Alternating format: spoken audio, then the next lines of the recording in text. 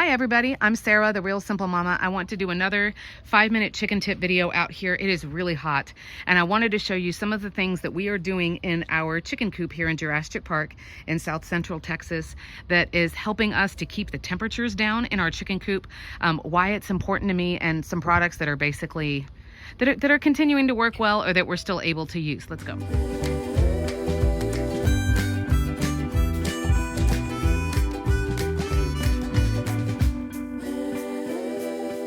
So welcome back. This is not a sponsored video, so nobody yell at me that I'm doing product placement or I'm trying to make you buy certain things. Everything that you see, I've paid for, and you can see more details. I love doing the 5-minute chicken tip videos, and I'm gonna jump in real quick, but I don't like doing them because it's not giving me enough time to give you a ton of details on information. This is just like a quick and dirty list and review of what I'm using to keep my chicken coop from being so darn hot. So if you want more details, I'll be linking other videos up in the corner that you can get more details just on this one thing that we did or just on this other strategy. Or you can always, my email address is down in the video description, or we can always keep the conversation going down in the comments. But really quickly, I've had some people ask about what's working for us. So here's the deal. Your chickens, Exhibit A, your chickens obviously have to go up into the roosts and to go sleep in the coop at night. And it needs to be locked up and safe and secure because otherwise you've got a buffet for nocturnal predators. Your chickens also, if you have hens of laying age, of course, they're going to go into their nesting boxes and lay. Unfortunately, most chickens are such creatures of habit, then they're going to go into the coop and into the nesting boxes, even if it's super crazy hot. And then, like some of you I've been talking to, if you've got a broody hen, that's even worse because that genius is not going to even want to leave to go drink, to go poop, to eat, to do anything. She locks herself in there like a crazy thing. So here are some things that we're doing that's working. And again, I'm not going to give you a ton of details on how we set it up and whatever. So the first thing that you can see is the insulation that's on the coop roof. This has made it through at least 1.5 years, if not 2 years. You can see with the elements, it's now falling apart. This is the kind of stuff that people usually buy to line the inside of their attic. Just because for us, it was going to be really hard for us to cut pieces and put it on the inside. We were super awesome and decided to just staple it on the outside. I do feel like it's helped a lot. I am going to go have to buy more layers because now you can see it's falling apart. But I do feel like the things that I like to show you that work, I also really hate telling you to spend money. Like, you need to go buy this brand new expensive thing. It's $200. So I try to find things that are either used or upcycled or just aren't expensive. So this is like, a reflection material. It is like 3 layers. So it's the reflective material and then like a spring foam and then the reflective material again on the other side. It's super, super, super cheap. Obviously you don't have to do your entire coop roof. I would just do like the highest section. And then the other thing that I wanted to show you that's like the star of the show, I don't know how well you can see or hear it, but in this window, there's a coop fan that's going like crazy. Now I'll brag about this coop again because this is going on we're more than 4 years now using this coop kit. This is the Omaha model from Rugged Ranch. You don't want to look up the prices. They've skyrocketed in the last 4 years. But try to find a coop. If you're getting a coop kit, try to find one that's got ventilation or windows or something up towards the top of the roof. Like down low, that's great and that's cool. But remember your middle school science classes, hot air rises. So the hottest air is going to be up here. If you've got a roost bar up here, I know I'm like screwing up the focus of the shot. If you've got a roost bar up there, that's bad news because your chickens are creatures of habit. They're not going to be like, ooh, it's really hot, I'm not going all the way up to the top. They will go up there anyway and die in their sleep. Unfortunately, when I was a very young chicken tender years and years ago, 6 or 7 years ago, I lost 2 hens due to the heat, and they were both in the coop at night. They didn't die of the heat out here. They died in the coop. I'm sorry, there's a plane. I'm going to shut up for a second. One of them was laying an egg and the other one, she died in the night because of the hot air rising. So sometimes chicken coops will have like, I don't know what the term is. If you guys know, put it in the comments, but you have your roof line, right? And the roof comes down like this. And then there's the vertical, like the wall, but then there's a gap there. And it's basically for ventilation to get through.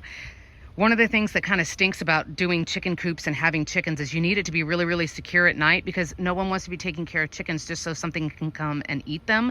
But at the same time, you can't have them locked up in a fortress that has no ventilation. So what everybody's been wanting to know. This is a solar fan set. Now look, I'll be honest with you, just like these chicken coops getting expensive over the last 3 or 4 years in a post-COVID world, a lot of the stuff that is marketed for chicken coops or marketed for chickens is super, super expensive. This is the same basic concept as if you have an attic, you know, having a fan that's pulling the hot air out of the attic and blasting it outside.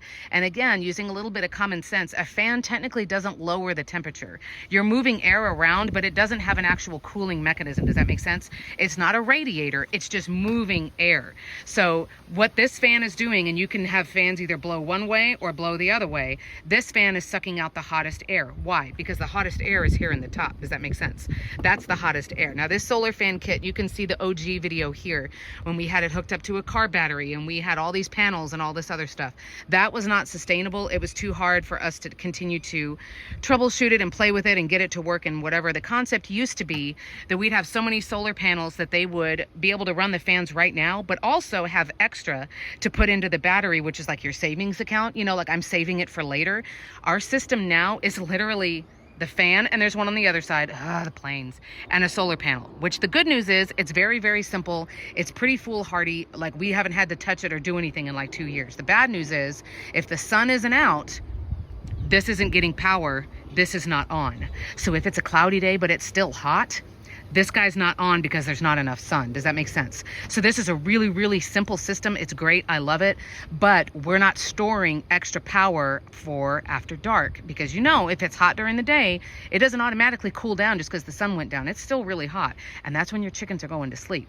So we're trying to debate on what's going to be the best thing to do long term so that, you know, again, they are creatures of habit. They're going to go up to bed anyway. They're not stopping and analyzing, is it too hot for me to go to bed? They're going anyway. So this system that we have right now is way better than nothing. Is it perfect? No. And the big problem right now is when the sun goes down, this is now off. The other things, and I'll do a video on this soon, the other things is, you know, to have other stuff out for your chickens during the day. Lots of shade, for example, spraying the ground down, even like, you know, it doesn't have to be like super dripping, but like this is a lilac tree on your right and then a Silverado sage on the left. They're all at least 6 or 7 feet tall. The lilac is 10 feet tall. And even if I just spray like for 30 seconds with the hose to get the ground wet and to have like water dripping off of the leaves, that cools the chickens down. You see where they are? All 3 of the girls are here. They're gonna hang in the shade and they're not hot, they're not panting, they're not pale. You can see this video here to be like, oh crap, this is when like my chickens are physically showing me that they're overheating because heat will kill chickens. Like those are the 2 main things that we're doing. You can make like, I know this is kind of like a tacky term, but like a poor man's air conditioning, you know, that's like a bucket and a fan with like ice water, like a bottle of ice water to put in there. I'm leery of doing a lot of electrical that like runs to the house because I'm worried about, I know we have rats from our neighbor's yard. I worry about like fire hazard risks and stuff like that. So it's just got to be a balance for you. You know, how hot does it get in the coop at night? Like put a thermometer in there if you never have and see up high, how hot is it? But I hope that that's kind of giving you an update on what's working for us. I'm always willing to try new solutions. Again, it's just a matter of like, you have to weigh the risks and the benefits and like the labor and the cost and all of the things. But I hope that's kind of giving you guys some updates. I'll do a plant video here soon about plants out here in the chicken run. But I hope that that's giving y'all something to think about. As always, I'm here. My email address is there, or shoot me a question down in the comments. Thanks, guys.